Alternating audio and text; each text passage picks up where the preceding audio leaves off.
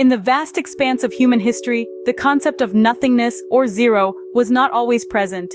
It may be hard to imagine a world without zero, especially given its fundamental role in our numerical system and daily life.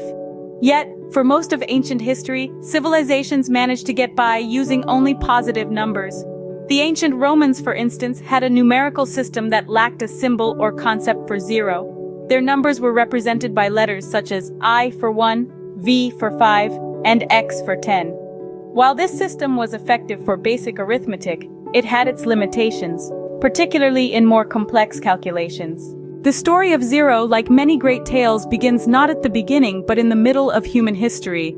The concept of zero first appeared in ancient Mesopotamia around the 3rd millennium BC. The Sumerians used a positional numbering system, and they needed a way to distinguish between, say, 70 and 700.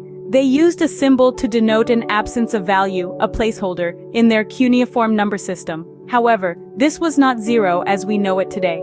The true zero, a symbol with its own value and a number in its own right, was yet to be invented. Fast forward a few centuries to the golden age of Indian mathematics. It was here, in the fertile plains of the Ganges, that the concept of zero as we know it started to take shape. The Indian mathematician and astronomer Brahmagupta, in the 7th century, was the first to treat zero as a number in its own right, rather than just a placeholder. He wrote rules for reaching zero through subtraction, and what happens when you try to divide by zero. Brahmagupta's work was groundbreaking. He gave the world a new mathematical tool, a symbol of nothingness that held infinite potential. But it wasn't until the invention of the decimal system, also by Indian mathematicians, that the true power of zero was unleashed. With the decimal system, zero became an integral part of how we write all numbers. It's what allows us to distinguish between 1, 10, and 100, to write numbers as large or as small as we please. From India, the concept of zero spread to the Islamic world, where it was incorporated into the Arabic numerical system that we use today. From there, it spread to Europe during the Renaissance, sparking a revolution in mathematics and science. To summarize, the journey of zero is a fascinating one.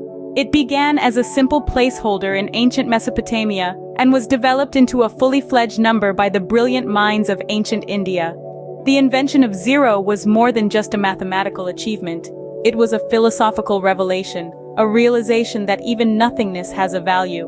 From there, zero was incorporated into the decimal system, unlocking its true potential and revolutionizing the field of mathematics. The concept of zero then spread to the Islamic world and later to Europe, forever changing the course of human knowledge and understanding.